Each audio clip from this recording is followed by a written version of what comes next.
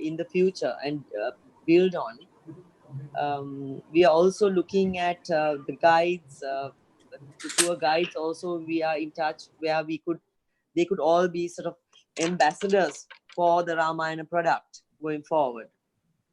The Ramayana epic is known by children even in Sri Lanka and India, I'm sure, and it's almost utmost importance, I think, to make descriptions of these sites without deviating the story and depicting the true facts and the whole history of it.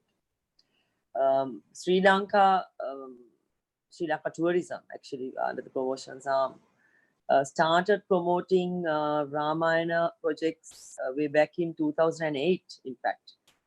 And lately, our own president, as well as your Indian High Commissioner, whom I met about a week ago, was also very keen that we look at working together to promote Ramayana in Sri Lanka again. There are about over 50 Ramayana sites actually in Sri Lanka. Out of the 50, maybe about 32 sites are more popular amongst the Ramayana tourists. Current arrivals, actually, if you look at about 220 to 250,000 tourists per year come for the Ramayana Yantra. So that's a key figure for us. And of course, we are really looking forward to when all this COVID situation improves and when India opens up your airports and so on, that we have put for ourselves a target of 1 million tourists by 2024 for this segment. This Sri Lanka tourism organized Ramayana Yanta tour operator training actually with India in collaboration with the High Commission in New Delhi. Indian Railway Catering and Tour Corporation also with Ramayana Express in India and Ramayana Yantra in Sri Lanka is already continued to promote Ramayana. SLTB, actually Sri Lanka Tourism planned a Ramayana festival actually 19th to the 29th of June 2020, but of course due to the COVID pandemic situation, it was postponed to next year.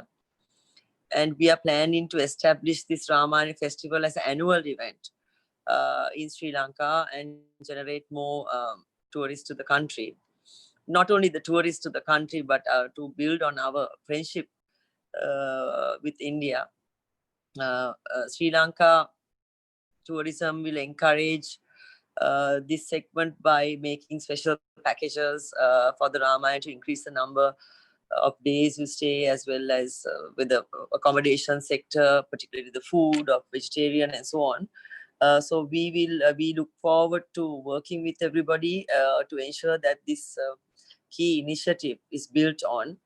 And from the highest level, actually from the government as well, this is a kind of important project. So I would leave you with those words, except to say that I'm actually really looking forward to building on this product, and Jeevan is taking a personal initiative on this. So I'll leave you with that, and I thank you very much for arranging this session today. Thanks a lot, ma'am. That was very nice of you. And basically, in the whole session today and going forward for the next 7 days, for the next 8 days, we'll be covering up the way to explain the tourist and relate the local sites with the actual epic. So, and how to build the experience to the tourist rather than just showing the places. So that will be the main concentration, and we'll take it forward like that, ma'am. And it will be great if you can also keep watching us and keep seeing us and how it is happening. If not directly, you can also see us on the YouTube, which is also going on live on the YouTube.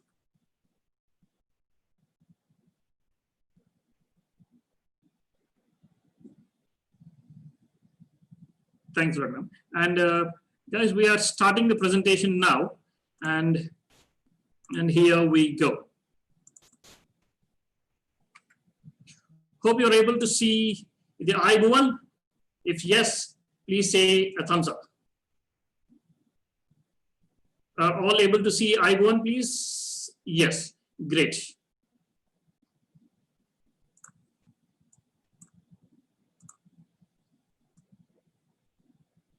Wait, I think Jagat, you are very good responding for me. I will be only watching you. Whether I'm able to understand or not, I will be asking you, Jagat, from time to time. Great. Guys, today we'll start off and let me start I-Bhuvan.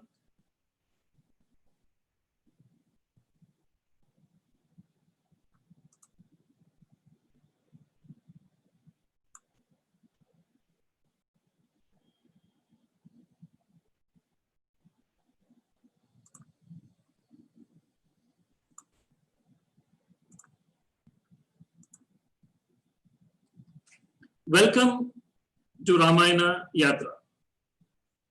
So, training program.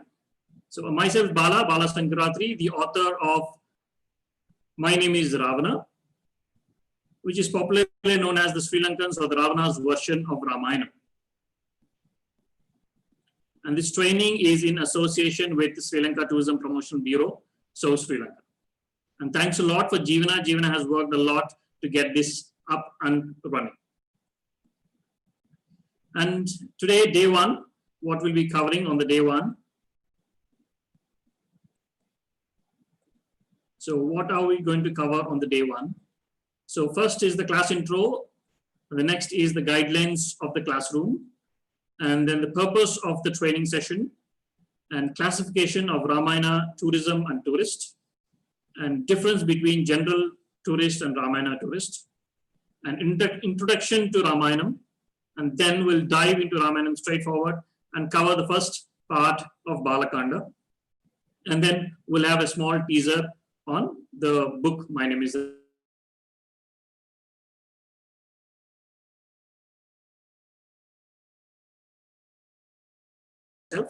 So we forecasted that these issues with the audio setting up will be there on the first day. And that was the reason why we have made it for 120 minutes. And going forward, it will be 90 minutes from tomorrow. So class intro, we have some introduction now. The chairperson has given her gentle words. And so let us not, because the crowd is huge, we'll directly go to the next thing. The guidelines of the classroom, please everybody, the guides, DMCs, the hotel industries, officials, everybody, no cross-talking please, and you're already maintaining it, it's really thankful, no cross-talking please. And if anybody has anything to say, just raise your hands. If our admins are able to see, they'll do it. If not, please note down the question, note down your question in a crisp and clear way. End of the session, we have the question and answer sessions, and then you can keep answering. You can keep questioning and we can keep answering. And involvement, please note down. Involvement is we want you to involve. End of every session, there will be a questionnaire sent to your emails, and those will be of marks. One day you may get 10 questions, one day you may get 20 questions. Generally, it will be multiple options. Once in a while, a subjective question also may come, and we expect you to answer all those. That will help us. That will help us in understand how much you have understood the subject. And then that will also help us in giving you the certifications. Running notes, please note down the points. There are so many things going to come. Please note down the points. And I recommend you to maintain at least two colors, maybe black and green or black and red, where you can use one color for the general subject of Ramayanam, and one you can use it for the Ramayana trail points related to the Yatra points. How to explain. And the question is, as I told you, the questions will always be there. The purpose of training. The purpose of the whole training is the subject. It is very important that all of us need to know the subject properly. So when we go to a doctor, we expect him to treat us. And when we expect him to treat us, we expect him to have the complete knowledge on the subject. And if the doctor doesn't know the subject, and the patient will be at risk. In the same way, if you, being in the travel industry, if you don't know the subject, then the entire tourism industry is at risk. It is important that you need to understand the subject before handling the tourist. So it is nothing but strengthening yourself, strengthening the tourism industry. And it is nothing but believing in yourself. I can see these days when the tourist comes and the tourist says something, this happened in Ramayana, whether it's really happened or not, you don't know, you start just blindly believing it. That should not happen. You should know the subject better than the tourist himself. And just one word, if everybody in the trade has to speak the same language, language here doesn't mean English or Sinhala, the language means the content. The one guide explains the subject in one way, the 100th guide also should explain the subject in the same way. The DMC should also explain the subject in the same way. The sales should happen based on the same subject lines. Everybody should be speaking the same thing. We don't want one guide speaking something, the other guide speaking something, the DMC speaking something. This should not generally happen. Let us see the classification of Ramayana tourist or Ramayana tourism. So what is Ramayana tourism? Can we say it as a cultural tourism? It is also called as heritage tourism. It is cultural tourism, it is heritage tourism. It is also called as educational tourism. It is also called as religious tourism. So Ramayana has a blend of cultural tourism, heritage tourism, educational tourism, religious tourism. There are a lot of, it's a blend, a proper blend. And then what is the difference between the two tourists? A general tourist comes to Sri Lanka to explore. He wants to know something new. He wants to explore the things there. He likes surprises. He wants to go to scuba diving. He wants to go to trekking. He wants to go to river rafting. So in Norelia, he wants to go to the cave. He wants to explore the caves in Yella. So he wants to go to Yala Forest Reserve. So or if he's a soft adventure, he may go to Pinnavala for the elephant. So he wants to explore things in the territory. But Ramayana tourist does not want to explore things. He wants to experience what he has already knew. He knows Ramayana already. He don't want to explore things. He wants to experience what he has already read, or he wants to enhance his experience, not to explore. So kindly no surprises for the Ramayana tourist.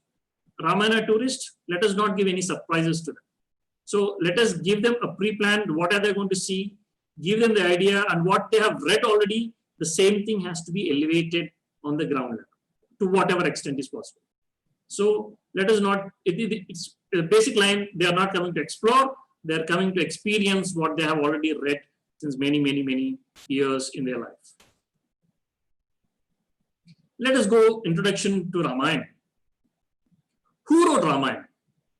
Well, I'm not asking you questions because if it is a small crowd, I will be asking, but if it is a bigger crowd, I'm just continuing it. The question is who wrote Ramayana? There are thousands of people who wrote Ramayana. There are thousands of people who wrote Ramayana. I'm lucky enough, even I have written one version of Ramayana.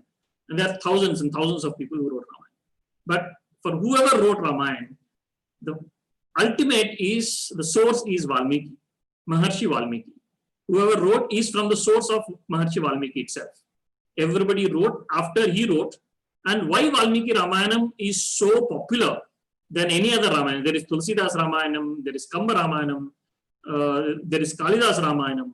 So there are so many Ramayanams. There is Malla Ramayanam. There are so many Ramayanams. When there are so many Ramayanams, why only Valmiki Ramayanam is so popular? The answer is that Valmiki was in the same era of Rama and Sita. He was living along with them and he wrote the biography at that time. And the same is being authenticated by most of the characters. The Lakshmana has authenticated it, Sita has authenticated it, Rama has authenticated it, Bharata has authenticated it. All these people have authenticated. The characters of Ramayanam, they themselves have authenticated it. So it was written during the time of Ramayana itself. After the war, it is written. So because it is written at that time, it is more authenticated because it's been authenticated by the same characters itself. And all the versions have come from Valmiki itself. So my question here, the biggest question is, Is Ramayanam a religious text?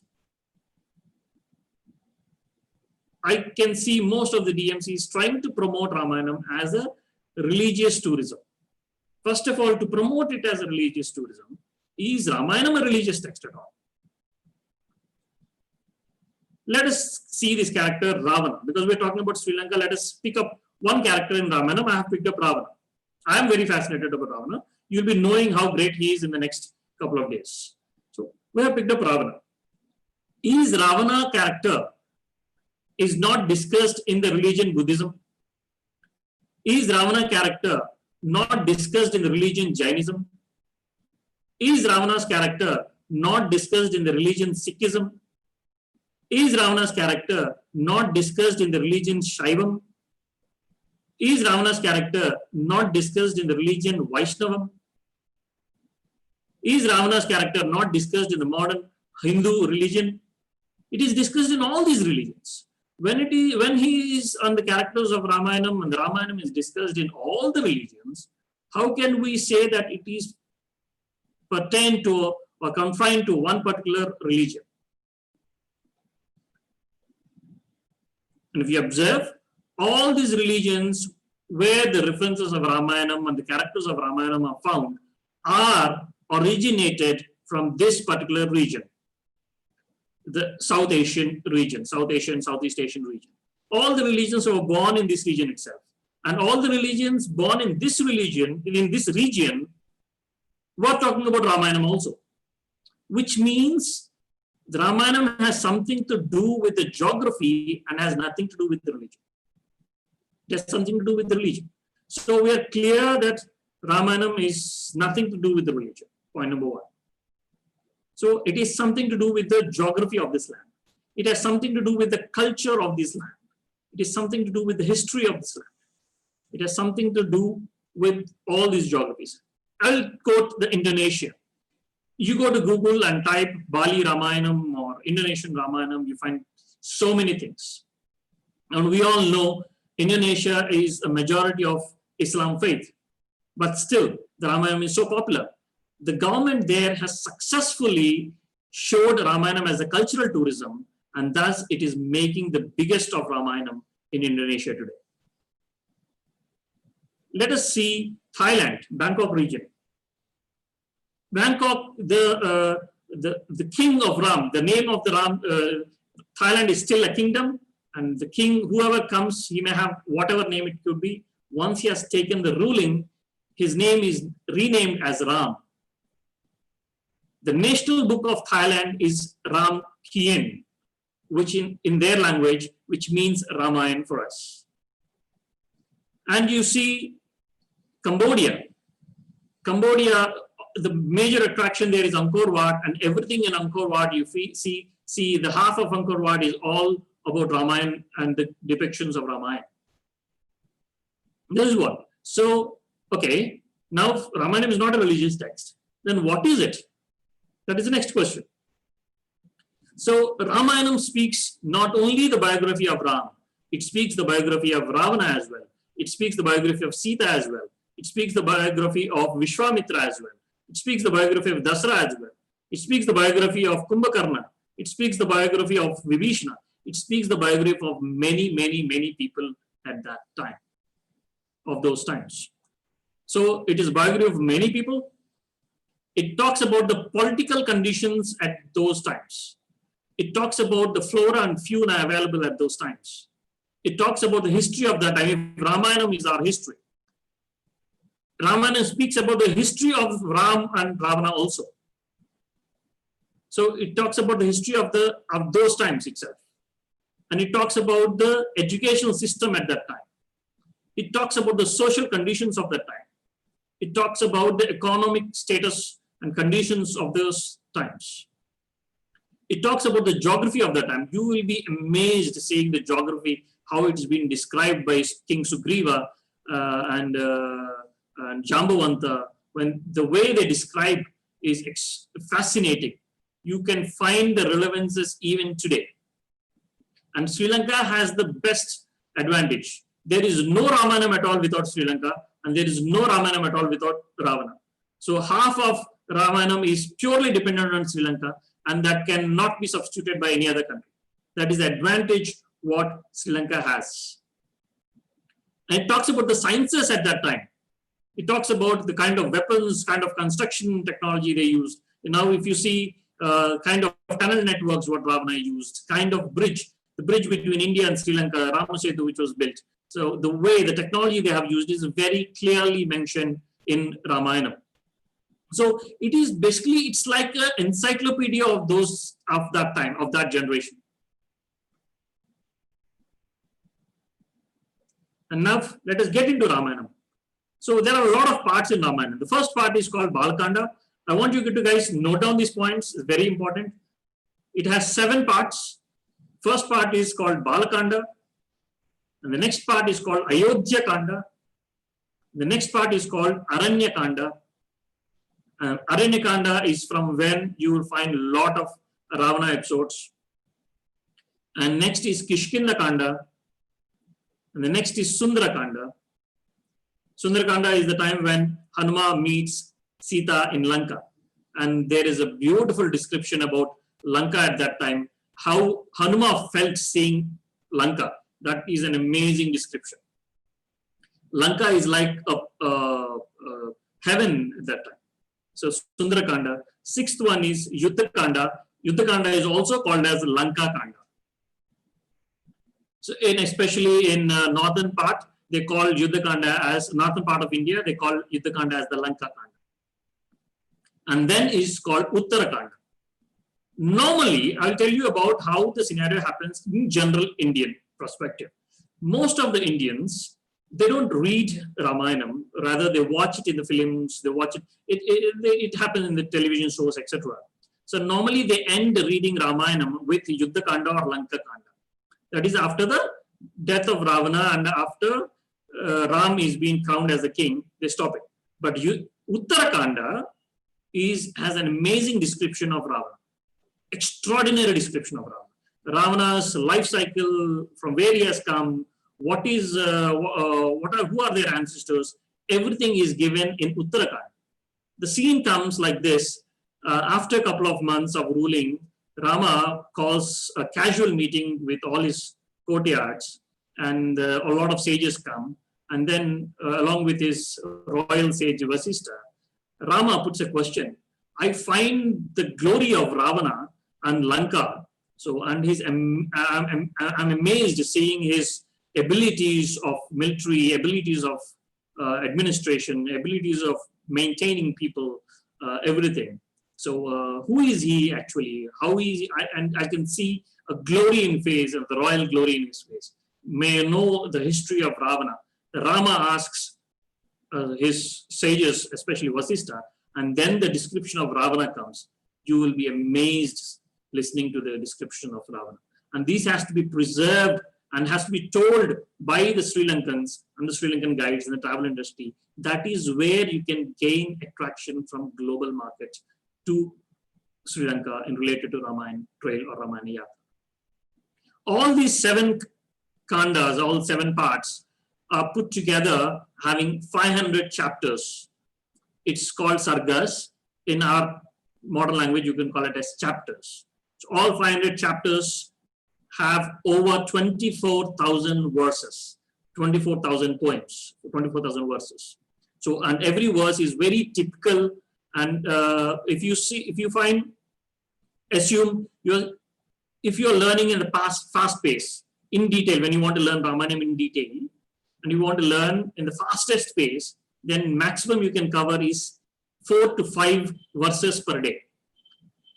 And if you have to cover 4 to 5 verses per day, and with no leaves, no breaks, no holidays, it will take at least 13 to 14 years for you to completely understand or read Ramayana itself. Such huge text is Ramayana. And we just see the bits and pieces. And in that bits and pieces, we tend to miss out the actual facts, and especially the facts of Ravana completely. And that has to be told. And if that has to be told, who has to be told? Who has to tell that to the world? The first step, the Sri Lanka has to take it.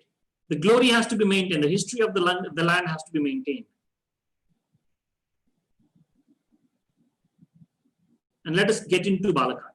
So today I'm getting into Balakanda, the first part of Ramayana. So here we'll be seeing more of the Rama's episodes. We need to understand the sentiments why the people of India or the majority of markets likes Rama. What are the characteristics of Rama they like? So, and how is his childhood happen? That is what you're going to see in Balakanda today. And Ravana, in our 8 days, he'll be entering in the 3rd day, and from 3rd day, he'll be there continuously till the end. Let us see, let us get into Balakanda. You're getting into the subject, into the main Ramayana. Dasharatha, the king of Kosala or Koshada Rajyam. The capital city is Ayodhya. You can note down if you want to. Koshada or Kosada Rajyam, the capital city is Ayodhya, is on the banks of Sarayu River. Is on the banks of Sarayu River, today in Uttar Pradesh, in the northern part of India. He has an amazing team. His ministers, his administrative staff, he has an amazing team. He is known for his bravery, he is known for his administration. Economy during his time is extraordinary. Economy during his time is extraordinary. People have the best business. Ayodhya is known to be a business center at that time. He has a beautiful army, ultimate army. He was helping the adjacent kingdoms also with his army. He was having that good army. And the people there are living a fantabulous life. No tensions, and all women and men are all treated equally. So all are getting the same equal amount of education, and they're all happy. They're dancing, a lot of theaters plays, culture is developed. This is how the Ayodhya was. But the king has some problem. He has some problem. The problem is that he doesn't have children. He doesn't have his successor to take the ruling forward. And then the royal Vasishtha is the sage in the courtyard. So he is the royal sage for the entire royal guru for the Dasharatha's kingdom. So Vasishtha was the one who suggested Dasharatha to conduct Putra Kameshti Yag. Putra Kameshti Yag is a yagya, to a performance to get the children. It's more like that time's medicine. And for that, who is expert? Who is expert is Rishyasringa is the expert. So Vasishtha, he doesn't do it by himself. He suggests, I am not the concerned person. Rishyasringa is the concerned person. So let us get him. In this process, the wife of Rishyasringa is Shanti. Wife of Rishyasringa is Shanti. It's again a detour story. Let us not go into the Rishyasringa story. Let us confine to Rama's story itself. So the wife of Rishyasringa is Shanti, and Dasharatha adopts Shanti as a daughter.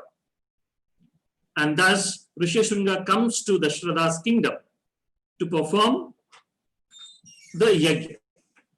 Now, the point what you can catch, where you can attract the audience, where you can attract the tourist is, majority of the people, a majority of the Indian audience or the world audience will not have the access to the complete original Ramayana.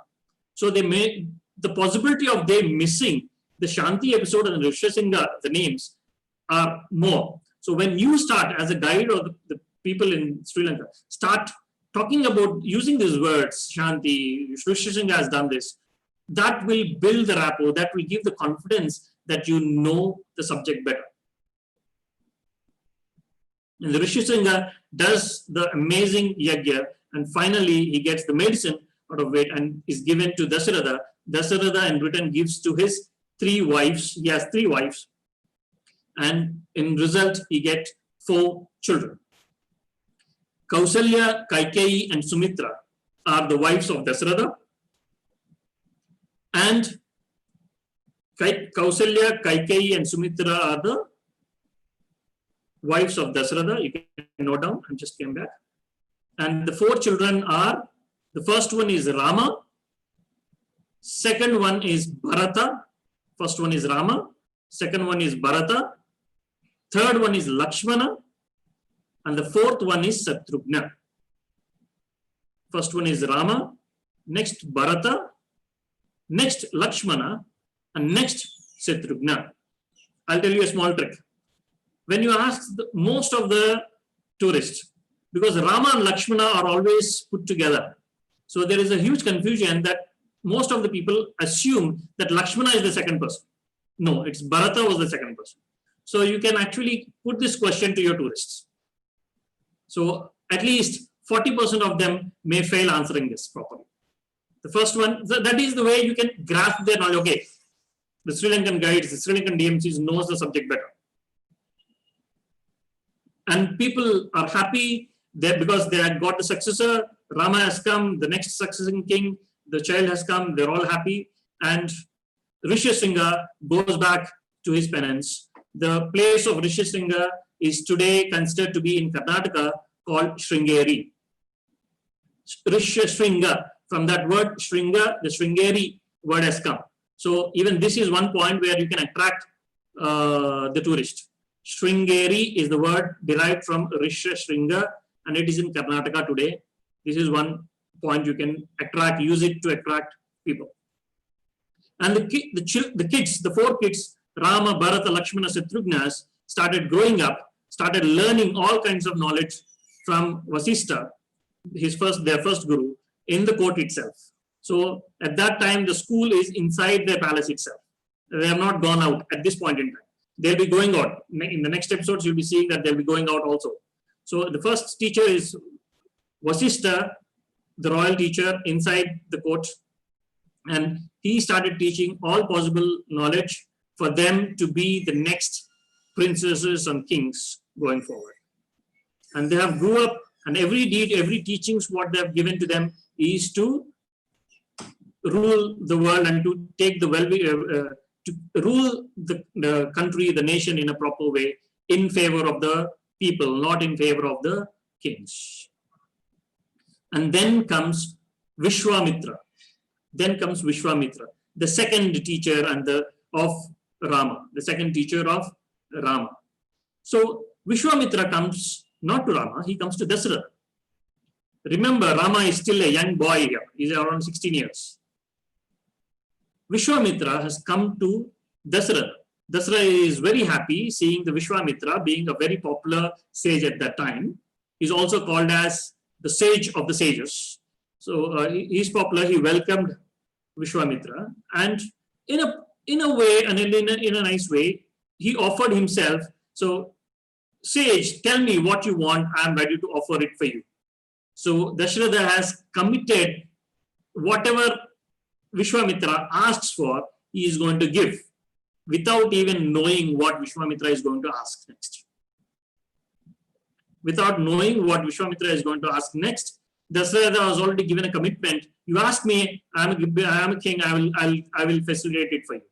And then Vishwamitra says like this, I am doing a yajna in my place, but there are 2 people who are disturbing. Those are Marich and Subahu. They are not allowing me to perform my yajna or my research. So I want you to send Rama, who is considered to be the lion among the men. I'm listening a lot of things about from the people around that Rama is learning things very nice and is growing up to be a nice king in the future. So I want you to send him along with me to kill those 2 people, Marich and Subahu. Dasratha is shocked. My son Rama is only 16, 17 years old, and how can he come and kill such furious people? It is not possible. So instead, I will offer myself. I will come along with my entire army. Please take. So I will offer myself and entire army instead of Rama. Please consider. For which Vishwamitra says no. There is an argument happening, a gentle argument happening between Dasratha and Vishwamitra, that Vishwamitra is insisting that he wants Rama only. Dasratha is trying to look for the alternatives. He does not want to send his son along with Vishwamitra. And then, but now Dasratha has a problem. Being as a king, he already committed. Now he cannot take back his word. And Vishwamitra is not getting convinced. So what to do is the biggest headache for Dasratha at that point in time. He's thinking. And then comes Vasishtha, again the royal sage. Vasishtha comes and tells the greatness of Vishwamitra, how great is Vishwamitra, and also tells sending Rama along with Vishwamitra, which means it is going to help to Rama himself. He is going to learn more and more knowledge. He is going to learn more things. He is going to learn more armory and technologies of missiles, etc. And you can learn a lot of knowledge and Vedas from Vishwamitra. That's what Vasishtha convinced Dasratha and suggests to accept Vishwamitra's request and send Rama along with him. He again and again insists that Rama can learn more and more and more things. He can be a great warrior. He gives all these things. And finally, when the Vishwamitra convinced Dasratha, Dasratha accepts to send Rama, but he also urges to send Lakshmana also along with Rama, so that both of them will be in hand support to each other. That is how even the fathers feel. So that is where Rama and Lakshmana travels together with Vishwamitra. So who went?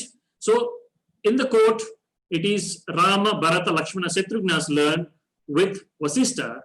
After that, maybe you can consider it as a post-graduation.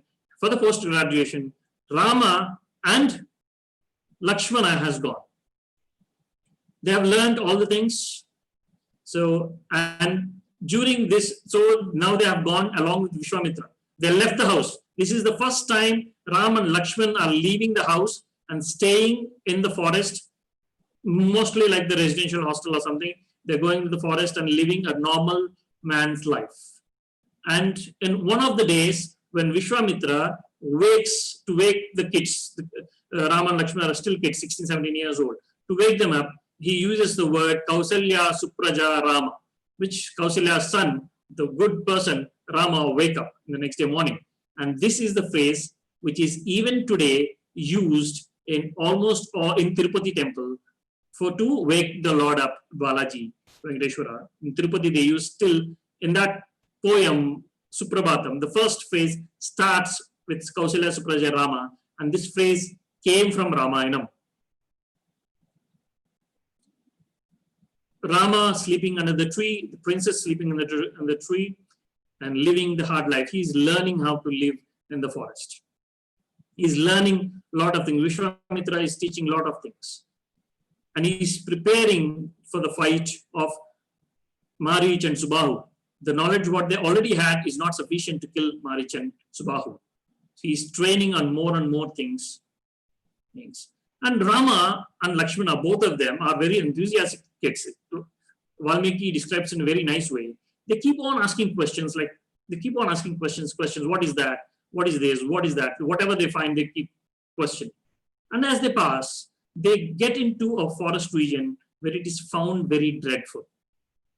It is horrifying. It is not like the rest of the forest. It looks horrifying. So they ask, what is this? What is this? The place is very horrifying. Then Vishwamitra says the story of what is that place.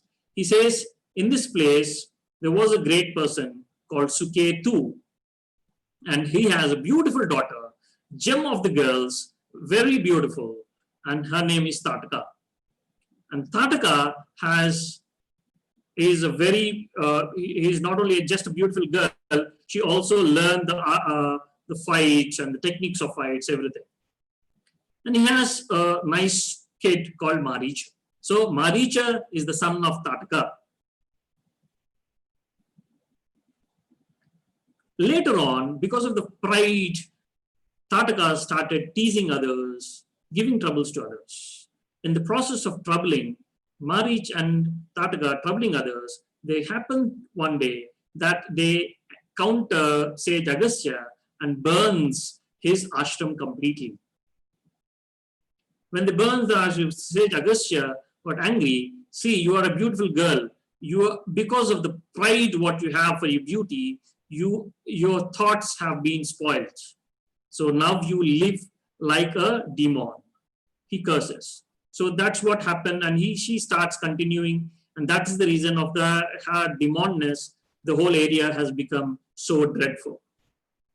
Vishwamitra continues to explain, and you are knowing what kind of characteristics Rama developed in the whole scenario.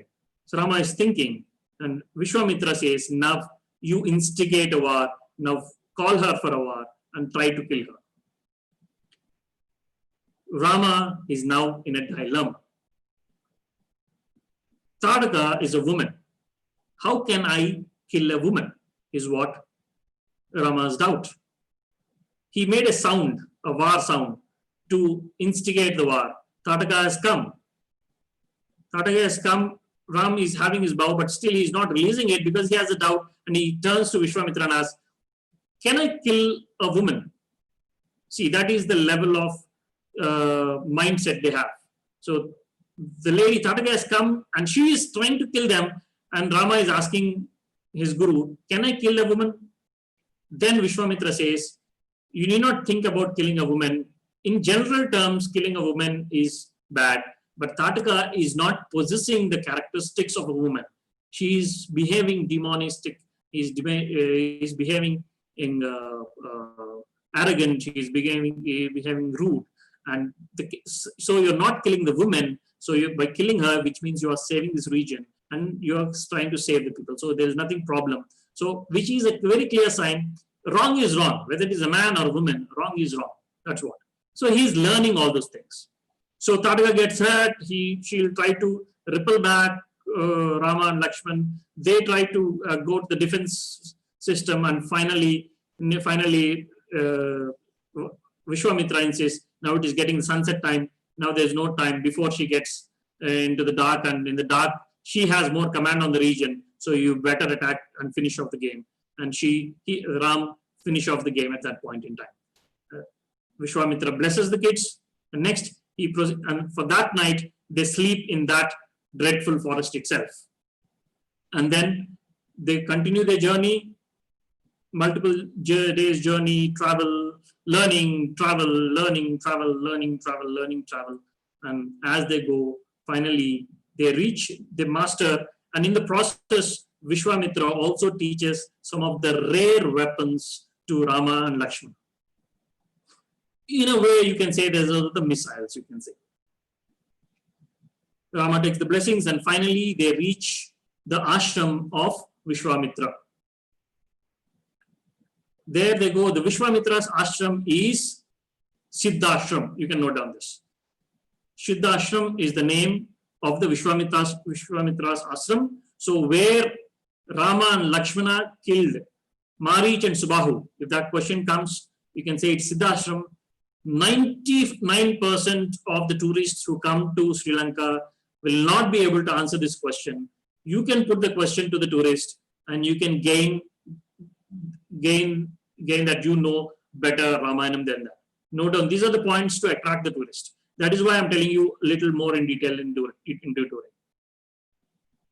So when they entered Siddhashram, the rest of the people there welcomed them. They're all happy, and Rama is uncomfortable. He don't want to sit quiet. So immediately he went to Vishwamitra. I want to start the purpose of why I have come here immediately. So let you start the yajna, and I want to finish the purpose of me coming.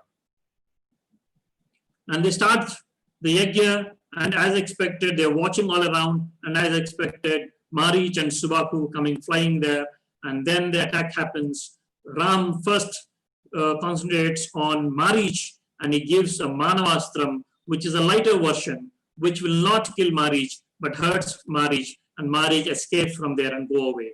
And later on, he understands that this power of Manavastram is not sufficient to kill these two people. For Subahu, he uses Agnaya Astram and then finish off Subahu. So remember, Subahu was killed in this attempt. Marich was not killed here. Marich gets hurt and Marich goes away. In this attempt, Marich went away. Marich was not killed by Rama here. So it's only Subahu which was killed. But by sending Marich away and killing Subahu and the rest of the smaller team, what they brought, they're able to successfully complete the yajna, and Vishwamitra is very happy. They're all very happy. They took the blessings again. And the rest of the people, rest of the sages in that ashram, they started talking about someone else. Who is that someone else? They started talking about some other kingdom. They started talking about Janaka's kingdom, or Janaka, Janaka is the name of the king. Mithila or Vaideha is the name of the kingdom. The capital city of it is called as Janakapura. Those times, Mithila or Vaideha is in the today's geography a part of Bihar in northern India and Nepal. This is how you have the connection to Nepal. So Janakpuri is in Nepal. Considering Sita is the daughter of Janaka. Sita is found to Janak Maharaj and is not the actual daughter. Janak Maharaja adopts Sita when she was found in a plowing field. So they talks about Janaka and his greatness, the kinds of experiments he do, kinds of support he gives for the knowledge and science development, the yajnas, etc. They were talking about him, and there's something attraction for these two young people. They talk about, they invite the Ram and Lakshmana, why don't you also join? We are all going to Janakpura. We are going to see Janaka and the way he's supporting the things. We're going to go see them. And they talk about Shivadanush. These two young people are very fond of archery, and they talk about a Dhanush which is very so popular and popular. Shivadanush is also called as Pinaka. 90% or 95% of the Indians, again the tourists, they know the name as Shivadanush only. They don't know the actual name Pinaka. Pinaka is called as Shivadanush, the other name, because Pinaka is the bow of Lord Shiva. And because it is the bow of Lord Shiva, people started calling it Shivadanush. The actual name of it is Pinaka. The bow of Rama is called as Kodanda. Bow of Rama is called as Kodanda, and bow of Shiva is called as Pinaka. But because it is of Shiva's, people started calling it Shivadanush. So you can, this is one point where you can attract the people. So they talks about Dhanush. The young people are got attracted to Dhanush. They want to see. They want, because they have just killed the war with Marich and Subahu. They want to see what is that greatness about this. They are excited. They want to go there. They travel all hills, ups and downs, and finally reaches Janakpura. On the way to Janakpura, this is very important. There is a link to Sri Lanka here. Concentrate. So on the way to Janakpura, Vishwamitra also tells the history of Rama's ancestors.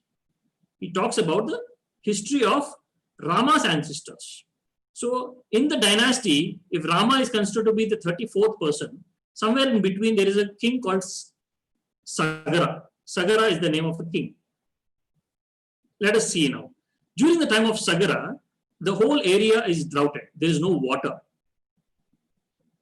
People are dying. It is exempted around 60,000 people died because of only drought. Sagara was the king, and his grandson is Anshuman. Sagara's son is Asamanjasa, and Asamanjasa's son is Anshuman. So Sagara's grandson is Anshuman. Anshuman's son is Dilipa. Anshuman's son is Dilipa. Okay, now what is the relation here to Lanka? Here I'll tell you. It is said that Sagara's sons, that is Asamanjasa, you can note down, it is not there, Asamanjasa. Yes. During the Sagara's sons have tried finding waters, and they have moved across the place, and they have made Sinhala Dvipam. It is referred here. Sinhala Dvipam, which means none other than Sri Lanka. So the point here you need to note down is the Sinhala, the word Sinhala is there when Vishwamitra is telling the history of Rama himself, which is before Valmiki. Before Valmiki writing Ramayana, this point of word Sinhala is used, which means Sinhala is older than Ramayana itself. This is something to be proud of. Sinhala is older than Ramayana itself. And then, and then comes the Bhagirath, son of Dilipa. Bhagirath is the one who solves the problem of water. And you all know the Ganga river in the North India, the most popular. Ganga river is not a natural river. It is the man-made river and it is made by Bhagirath. It is the man-made river and it is made by Bhagirath. Maybe another 15-20 minutes we'll be closing it off. Don't worry, I'm rushing it off. So man-made river is Bhagirath. So Bhagirath has made all his team ready and he has done a lot of research, science, and it is a science. He used all kinds of civil engineering to bring the waters from the Himalayas down onto the narrow plains. The distance between those two is too short. From the Himalayas to the plain lands is too short. So he cannot bring the water straight down. If he brings water straight down, the plain lands will get spoiled. So for which he need to twist and turns and twists and turns and twists and turns and bring slowly to the ground. This was depicted as Shiva, all this stuff, but he is a maximum of civil engineering. Marvelous of civil engineering is done there. A lot of work is being allotted. And finally, this is the picture. Bhagirath is the civil engineer of river Ganga. Finally, Ganga has come down and finally Ganga has come down. And as the people goes forward, this is the story. And here the point you need to remember is about the Sinhala language being referred in Ramayana also during the time of Sagara sons. This is what, and that's why I particularly picked up this story of Ganga. Okay, and there are so many stories after the story after the story comes. There's so many stories comes. So I will not take you to all the stories. I'll just keep those. And in the process, he also talks about Shira Sagara Madanam story. And you know, this is the popular image for Shira Sagara Madanam. And this particular scene is beautifully carved and sculptured and put in the display in Bangkok Suvarnabhumi International Airport, Thailand. This feature is actually now displayed in Bangkok Suvarnabhumi International Airport, Thailand. Okay, and then comes the Halya and Gautama stories. It is not required for now, but if you can able to read Ahalya and Gautama story, it's a beautiful lesson for the youngsters and newly married couple. It's a beautiful story. And then they finally reach Janaka, the Mithila. Now you are getting married to Rama is going to find Sita here. You're getting to that episode. And I have a question. I will stop here and I'll ask you all a question. So I can see I cannot see all of you. I can only see around 6-7 people of you on my screen. So Jagat is one and Lakshman is one I can see. I want you to, I will ask you a question. If it is yes, give you a thumbs up. If it is no, give you a thumbs down. So did Ravana go to the Sita Swayamvar? What is your thought? Did Ravana go to the Sita Swayamvar? It's okay. Even if it is wrong, nothing wrong. You can just answer.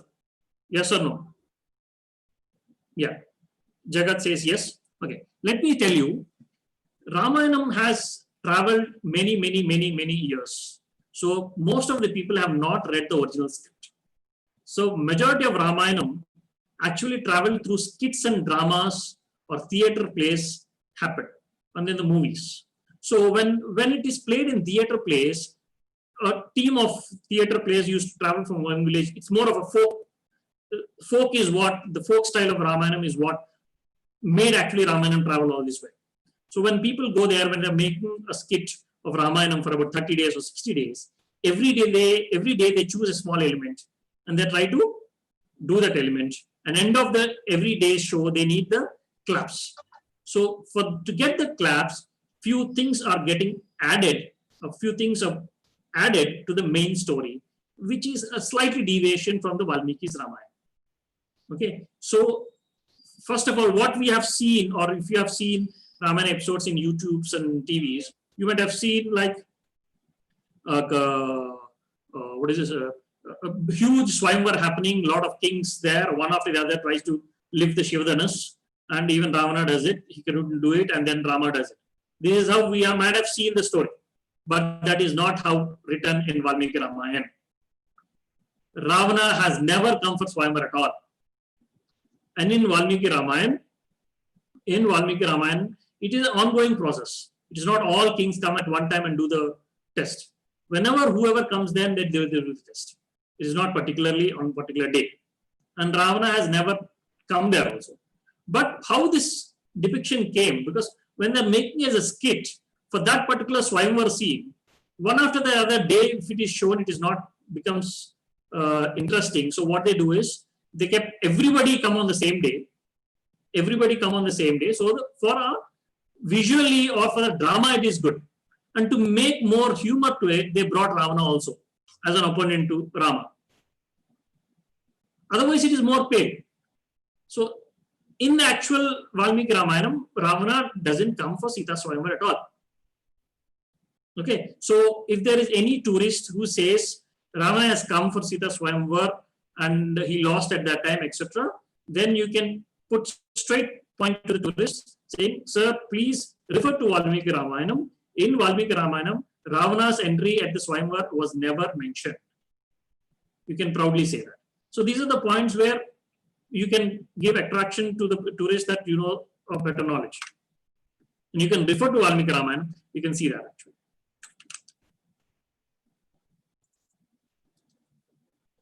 And then they come, and then Janaka kingdom, and Shatananda is his well advisor, along with Janaka is more like a minister and personal advisor.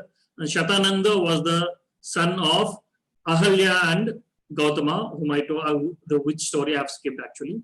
They come to know each other, and a lot of things happen. And finally, Vishwamitra asks Janaka to show the bow, and they show the Shivdanas, and they bring the Shivdanas. And Janaka tells there are a lot of kings who have tried lifting it, a lot of princes who tried lifting it. Because they're unable to lift it, they assume that I'm making this test for it to humiliate them. They did war with Janaka. Janaka has to fight back. All this stuff happened. The history of it says. And finally, they asked to bring the Shivdanas. They have brought Shivdanas. It's a huge one. And Rama doesn't know the condition of marrying Sita at this point in time. He doesn't know at all. Without knowing that there is a condition of marrying Sita, Rama lifts the Shivdanas. He doesn't know. So in like how it is shown in the movies or TVs, that Sita is standing there with the garland, one after the, those are all not actually mentioned in Valmiki Ramayana. It is all the dramatic way which is later built on. So Rama lifts it up, ties the thread, and when he is trying to lift it, it accidentally breaks. It accidentally breaks, and then he comes to know, Janaka was amazed, and then he comes to know about the Sita's condition of getting married. So Rama gently rejects, says, I was not aware of the condition of Sita, getting married to Sita. So my marriage is not the decision of mine. My marriage is the decision of my parents. Please send a message to my parents, and if they agree for, I don't mind. Then the message goes to Dasratha. Dasratha comes back. The message goes to Dasratha, and Dasratha comes back with his entire jewels, army, etc., with all his well-wishers, etc., in a grand way. Dasratha is happy, and finally the wedding happens. And not only to Rama and Sita, here Janaka has, after Sita, Janaka got another daughter called Urmila. Rama gets wed to Sita. Lakshmana gets to wed Urmila. When Dasratha has come, he has brought Bharata and Shatrugna also.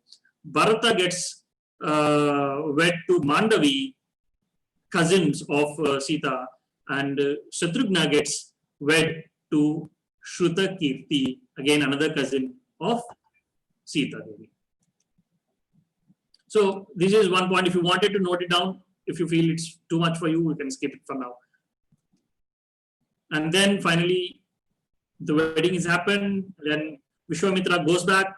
Vishwamitra's role is here over, and Vishwamitra takes end here, and they come back to Dasratha's kingdom, Koshala kingdom, with all happy, and to Sarayu banks again. On the way back, they also meet another person, Parshurama, and Parshurama gives another test of bow to Rama, and he wins. That is again a detour. It's not much required. For you have come to Sarayu, and Rama and Sita are living very happily in Dasarath kingdom. Remember, Rama is still a princess, is not crowned as a king. Okay, and it is said that even Rama and Sita were so much in love that even if they don't see each other, they can understand their feelings. They can communicate only with their mind. So much so they love. That's how Valmiki has given the description. He compares them, Rama and Sita, with Vishnu and Lakshmi Devi. That is next episode. Tomorrow's we'll see about Ayodhya Kanda. We'll also get a small tinge of introduction to Ramayana tomorrow, but the major introduction to Ravana will be happening day after tomorrow. Tomorrow I'll give a small tinge, and that is on the day 2. But tomorrow again it will be at the same time. And you have seen in the whole process. I need to thank these 21 notes because they are the people. It's all the images what you have seen during the Balakanda. It is courtesy of 21 notes. They have helped me in getting those images. And let us see a small. Now Ravana is going to put you some questions. Just keep it in mind, and you'll get the answers by the end of these 8-day sessions. You'll get the answers, and those are very important for you. I'm playing a video. Watch the video, and after the video, we'll go for the question and answer session.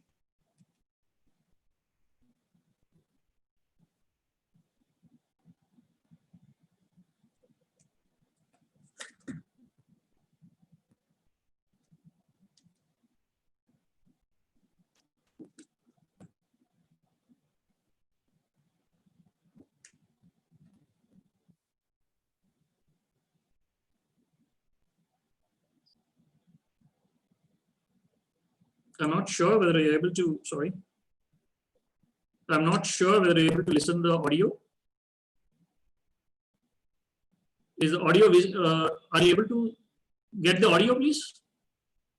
Were you able to get the audio, yes or no? You're not getting the audio, okay?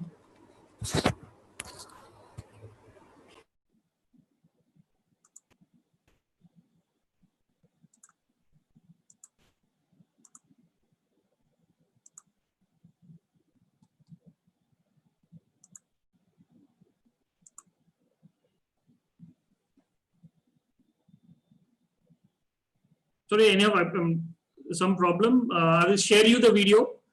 I'll share you the video in the email and in the WhatsApp group. We can go through.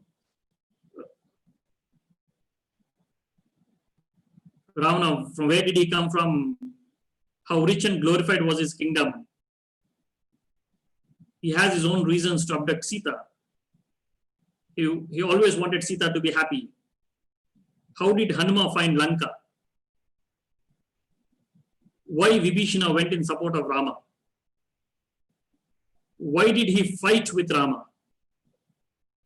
Why Sita did Agni Pariksha? Get ready for the Ravana's version, or the Sri Lanka's version of Ramayana. You'll know. You will know that for everything, for every act, what you find, why Sita being abducted, for everything, Ravana has a proper reason. It is not just he wanted to bring the beautiful girl. No, he has a strong reason. And Sri Lanka should know what are the reasons. If you don't know, you cannot proudly promote Lanka. Okay, what I'm doing is I'm just stopping the presentation right now. With that, I'm done with the presentation. I'm stopping the presentation right now. So, and we'll have the question and answer session for a short while. Admin, can you listen? Can you hear me? Yes, sir. Hello. Admin, can you Hello. respond, please? Hello. Hello. Hello.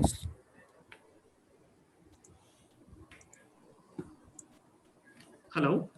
Hello. Yeah.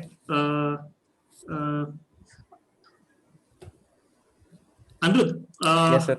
I'm able to see only few people on my screen. Okay. So keep an eye, and I'm opening for the session for the Q&A. And if Okay. anybody raises their hand, Okay. please let me know their name and allow them inside. Let them ask the Okay. question. Okay. Sure. Guys, you are open for the questions. Anybody wants to ask any question, please raise your hands and let him unmute it, and then you can ask the question.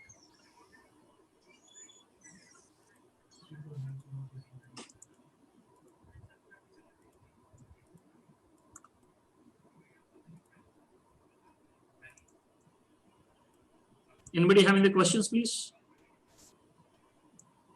Yes, sir. Can I ask you a question? Yes, your good name, please. Please introduce yourself. Yes, I am George Jaivra. I am a national guide. George. Okay, George. Hi. Yeah. Just for my curiosity. I think I found you. 1 minute. Yeah, please, George, continue asking the question. Yeah. Actually, so when this Ramayana was written by Valmiki, and Yes. what's the language he used to write it? Just for my curiosity only, I mean. No, it's a good question. This topic is anyhow covered in this 8-day session, but anyhow, because you are asked, I'm telling you. Valmiki wrote in the language Sanskrit. Sanskrit. Ramayana is written in the language Sanskrit. And when it was written, there are 2 points here to be mentioned. The first point is it was written during the time of Rama himself. That is after Rama going back to Ayodhya from Lanka, Valmiki starts writing it. In the process, there is another story in the Uttarakanda. I'll give you a small brief on that as well. So where Sita happens to go again into the forest and stay with Valmiki. So how does Valmiki know all the things of what happened in Ramayana? So if it is a dramatic way of saying, then we can say that Valmiki knew everything from his mind, etc. But logically, Sita was in the ashramam of